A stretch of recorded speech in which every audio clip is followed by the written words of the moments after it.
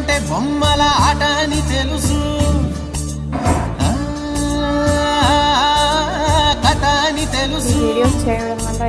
కథ అని తెలుసు, కథలన్నీ కంచికే చేరునని తెలుసు,